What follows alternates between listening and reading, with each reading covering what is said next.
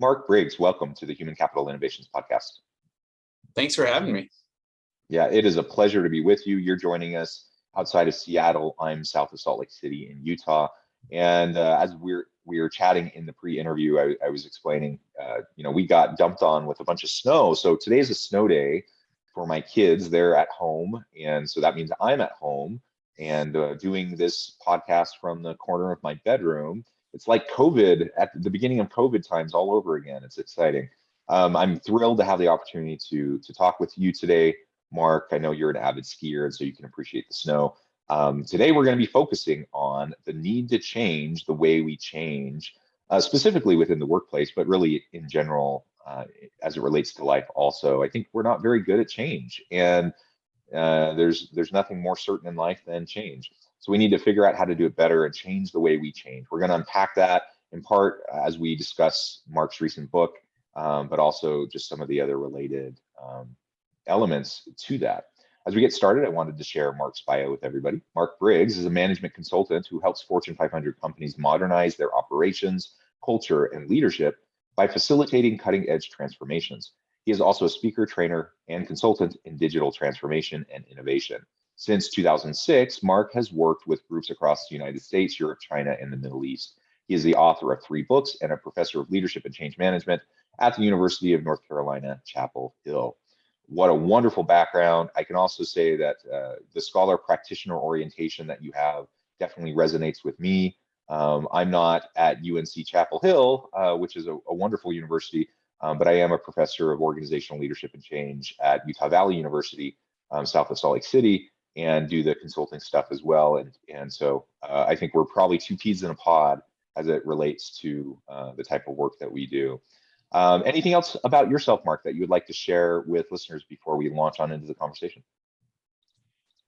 No, I think you summed it up pretty well, John. I think it is a great topic for us to dive into because change really has been, I guess, the guiding light, sort of the North Star of my entire career, whether it was writing books about digital journalism 15 years ago and entrepreneurial journalism and teaching courses about leading change in media organizations. And then with my current work as a consultant with Smith Geiger, I work with big media companies and TV stations on how to integrate change and modernize operations. And so the through line through really everything I've done goes back to a Benjamin Franklin quote that I have in my new book, which is simply that change is inevitable and progress is optional. And so since we know change is going to happen, let's make the most of it. Yeah, I love that quote. And since you just mentioned your new book, why don't we start there and just explain for the listeners what your new book is all about, really the impetus for it, and then we can start to unpack this need to change the way we change. Yeah, sure. The book is called The Butterfly Impact, which is obviously adjacent to a phenomenon that is a little bit more famous, which is the butterfly effect. And that really tells us that small changes can have a large effect, a ripple effect downstream. But with the butterfly effect, it's part of chaos theory. So it's not something you can necessarily control. And when I was putting together this book, which compiles a lot of research that I've done, a lot of sort of practical tips and applications in pursuit of work-life balance and just making the most of the days that we have in front of us, and then interviewing more than 100 people to find out what their best practices were in this realm, I realized that what it is really is a series of small changes. And so the way I like to describe the butterfly impact is it's really choosing to have a ripple effect and a positive effect on the people in your world, both at work and at home.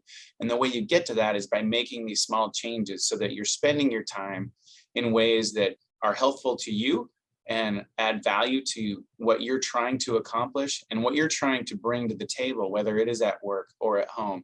And so like I said, I interviewed more than 100 people, gathered together the best advice and tips that I could. But like I say, there's no one owner's manual for everybody. So what's in the book is far more than any one person could ever take on. So it's really more of a buffet and trying to pick the applications, the tips, the tricks, the hacks that make the most sense in your life, in your current situation. Yeah, and I appreciate the acknowledgement of the fact that there's not a one size fits all, right? We're all unique individuals with unique circumstances and a unique context. And because of that, that means while there are some underlying principles that are going to hold fairly consistent across time, it is different. And so it's the same thing when I go into organizations as a consultant. I may have already done a very similar project with another organization, similar profile, similar, same industry, similar size, like all those things that you check the box of all these things that are similar. And you know what? If I try to go in and do the exact same things I did at the last organization, it's probably going to fail for a variety of reasons. But part of it is just the fact that the nuance and the complexity of all the variables at play, even when you think there's a lot of similarities, there's going to still be a lot of differences. And so whether we're talking about individual change, we're each unique individuals, or organizational change, we each are part of unique organizations with unique cultures and contexts. We need to keep that in mind. But like you said, there are underlying principles, and there are hacks and various things that you can try out and see if it fits, see if it works for you and for your team, for your organization. If it doesn't, let it go. Don't worry about it. If it does, great, and you can start to really embrace it and move it into more of a sustainability kind of a role within how you run your team or your organization. Yeah, absolutely. And you asked about the impetus for the book, which definitely is under this umbrella of change. And it came about in March of 2020 because of the pandemic. And what had happened in my personal sort of career and trying to help these media companies and TV stations embrace change and make the most of change prior to the pandemic. Obviously, technology and digital media has done a number of disruptive things to traditional media and local TV news, which is where I work. And for 3.5 years prior to the pandemic, I had been helping a set of clients with a modernization project where we really took apart the entire organization and tried to put it back together in a way that made sense for this era, for the technology, and for the audiences that we had on social media, on mobile, on streaming. And so that process really forced us to embrace change, and it forced the organization and the leadership to embrace change and teach change and lead change. And so when we got to the pandemic, we were a much more adaptable group, and that paid dividends as soon as obviously quarantine hit and everything that impacted our world so greatly. The one piece though that we hadn't sorted out, and I don't think any organization had at this time, was the change that people were forced to deal with in their personal lives, and especially the work from home people, especially the people who worked from home and had young children or had homeschooling, or the people who worked from home and didn't have anybody and all of a sudden were feeling isolated. So there was a lot of those kinds of changes that we didn't really anticipate. So I started writing some basically essays for the executives at these organizations to try to help them coach their individuals through this work-life blending that we are all suddenly faced with. Because it's one thing to have a great strategy at work, but if the people showing up to execute it are completely burnt out, stressed out, dealing with anxiety and everything else, you're not going to go very far.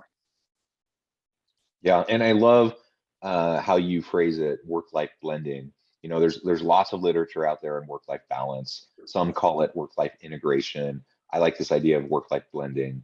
Ultimately, whatever the term we decide on to use, the general concepts are the same, and that is, we live in a messy world with messy lives where it's for most people, it's not easily, there's not an easy demarcation between all these different aspects of our life and the roles that we have. It all bleeds together, it all blends together. And so that certainly means that work tends to move into the personal realm. And we've seen this over the course of the pandemic, and there's been lots of articles and such on the fact that people are working more longer hours when they're working from home, just because it's convenient and they're there and they're not commuting and they can work all hours. And so all of a sudden it just bleeds over into your personal life if you don't set up boundaries. But the other aspect is true too, and that is the fact that we can't get away from the personal lives of our people and how it's going to come into the workplace. Organizations may say, check yourself at the door, be professional, whatever the colloquialism is of the day, to try to say, leave all your personal stuff and your baggage at home, just come to work and do your work. That's just not the way it's going to work, and it's not sustainable. People have messy lives, and if they have stress, anxiety, depression, loneliness, those sorts of things, and then they don't have a way to have fulfillment in the work that they do, it's going to go both ways. So you're absolutely right, and we need to look at that blending. And organizational leaders need to think about, really, how do we better support our people, emotionally, socially, culturally, all in all of the ways. And it's not just enough to just focus on performance. Absolutely. And getting back to the topic of change, again, change is forced upon us when we hit March of 2020. All of us had to deal with some sort of change.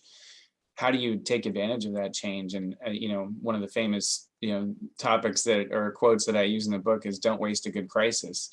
And that was an opportunity for organizations, but also individuals. Organizations, I think, have done a fairly good job from where I sit in terms of helping people find some work-life blending, allowing, a kid to interrupt a Zoom call, allowing someone to do a call from a car, just allowing that flexibility and that blending of work and life, understanding that as you're working from home, you're going to have things that you can't control like you could in the office. And then really recognizing those boundaries that you mentioned and really giving people appreciation for taking a lunch break or not taking a meeting after 5 o'clock, or doing those things that we have to not only say are important, but really leaders need to step up and start doing them. And in a lot of the recent conversations around my book, around this material with clients, that's what it really comes down to, is leaders who see their staffs are burnt out and stressed out, and they're saying the right things. They're saying,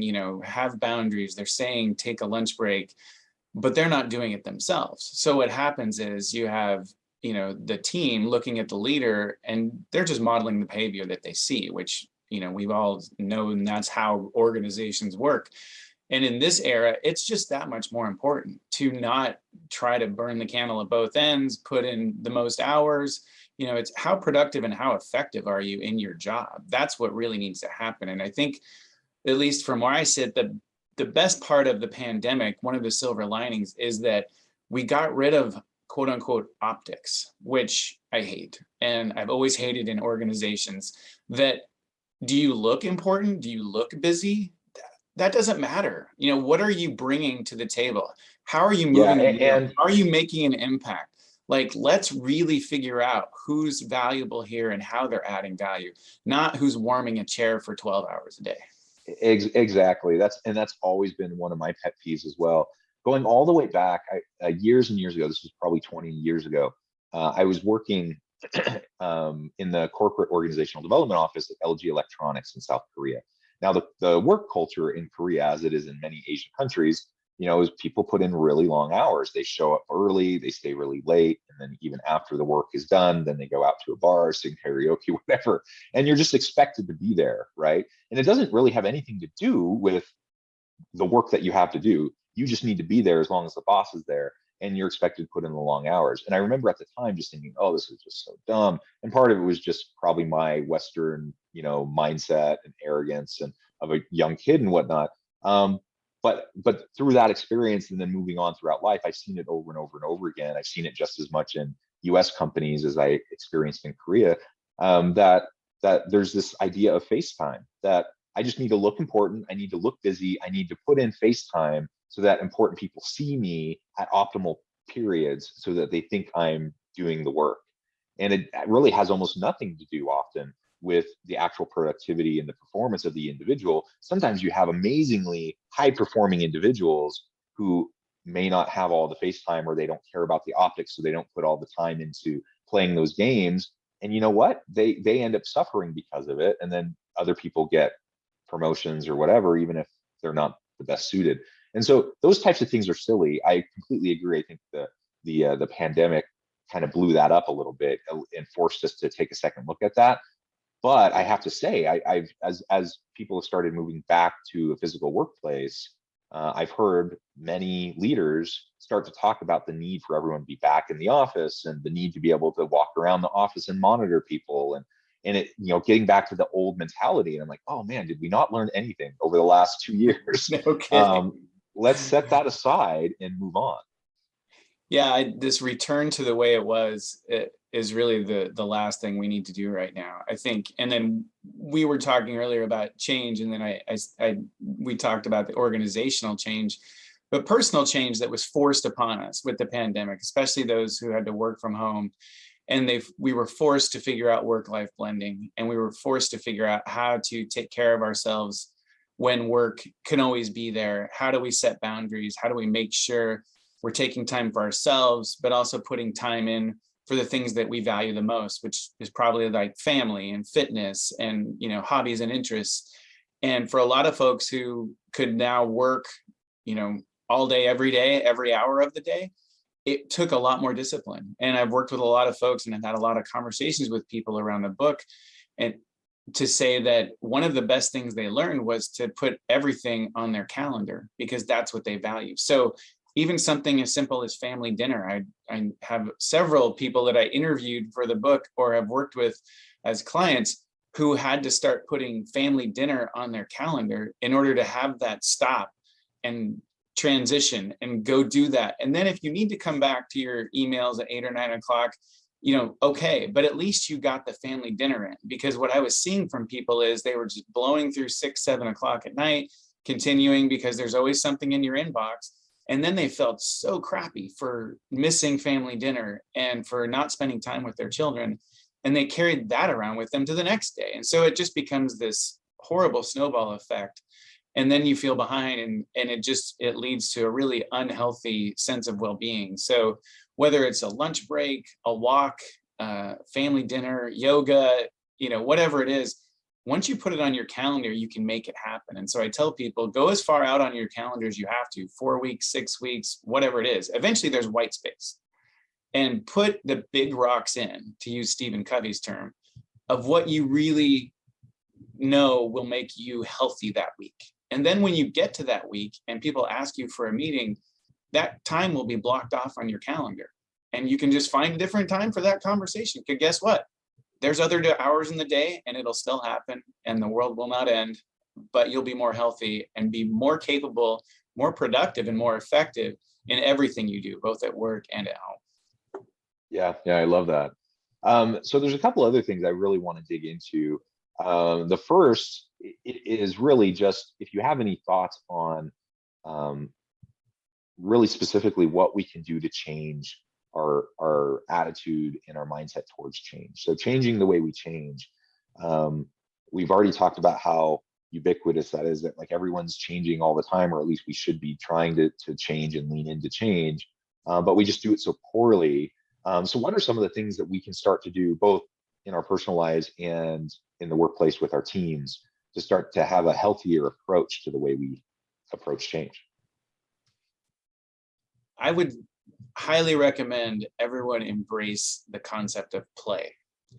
And when I talk about play in the book, I have a whole chapter on it. It's not about having a foosball table at the office.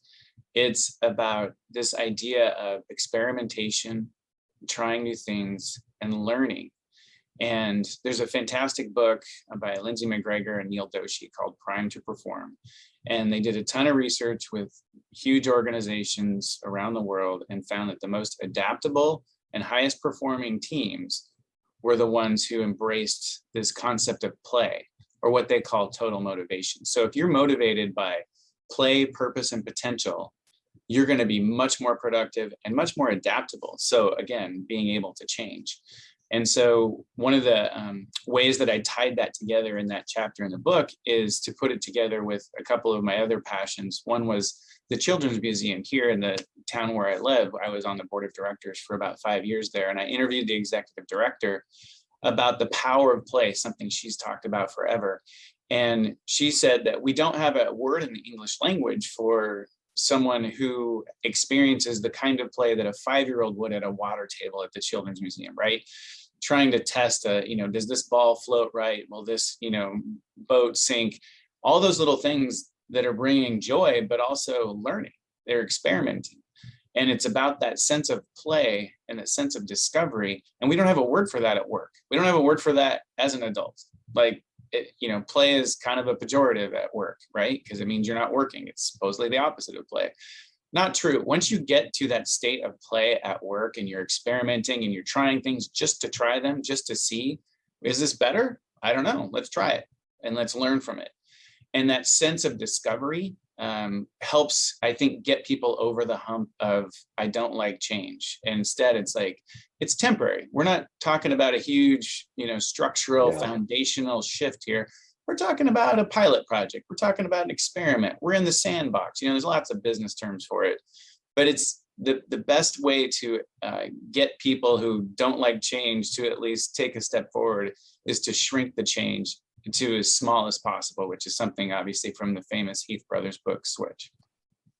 Yeah, so lowering the stakes of the change is part of the way I'm hearing what you're saying. If all we ever do are these big, huge cross-organizational, implementations of whatever, sometimes those things are necessary. But if that's the only way we frame change, then people, understandably become a little skeptical and resistant to things, especially if they have experience where these big change initiatives fail. But lower the stakes, make it just more commonplace. And I like how you talk about it in terms of experimentation and iteration. So you're just constantly learning, constantly iterating, constantly experimenting.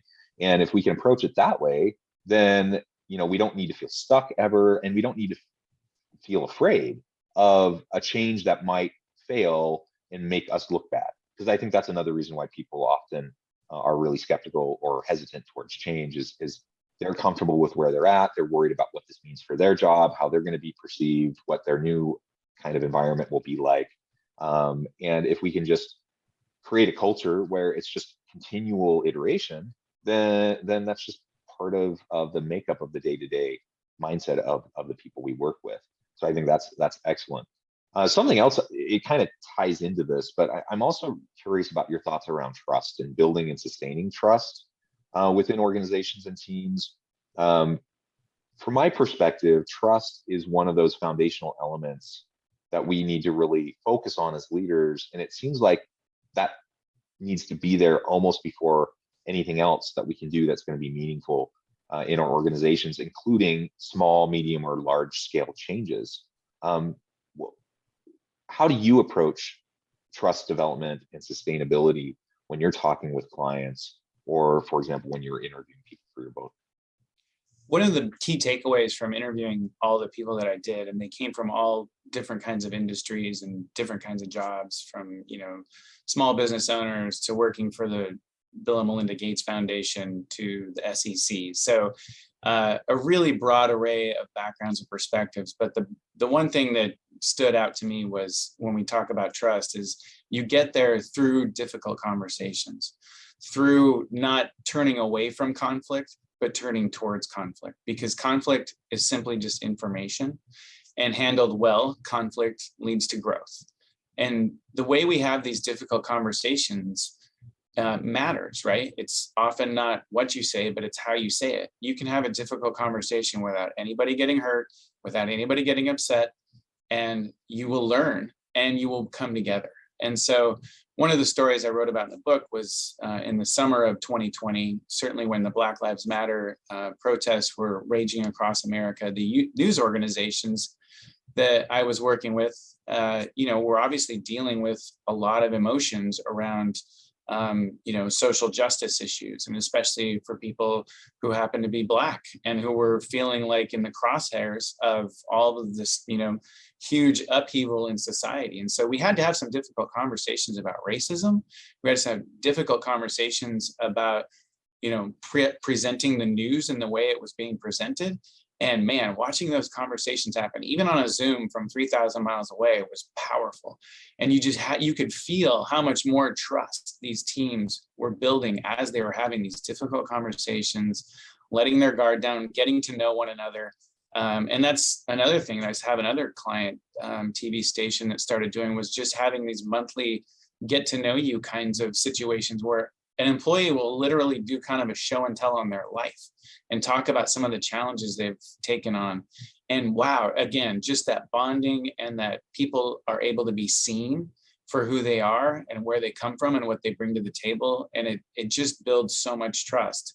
So the bottom line is you have to be intentional about this. You can't just expect trust to happen. And you have to make it okay to have difficult conversations. You have to really prioritize psychological safety so that people feel they can speak up and they can challenge ideas even from their boss or their boss's boss, and be able to say, let's have a conversation about this, because that's all it is. It's not, nobody's, personally attacking anybody. We're just trying to do the best we can for the team and the mission and the goal that we set. So it's just something that has to be prioritized and has to be, you have to put energy into it if you're hoping to build it.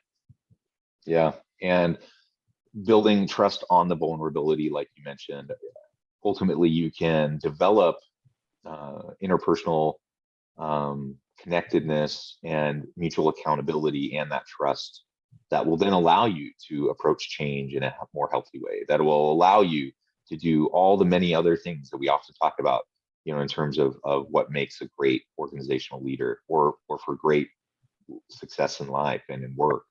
It all starts with those interpersonal relationships and trust.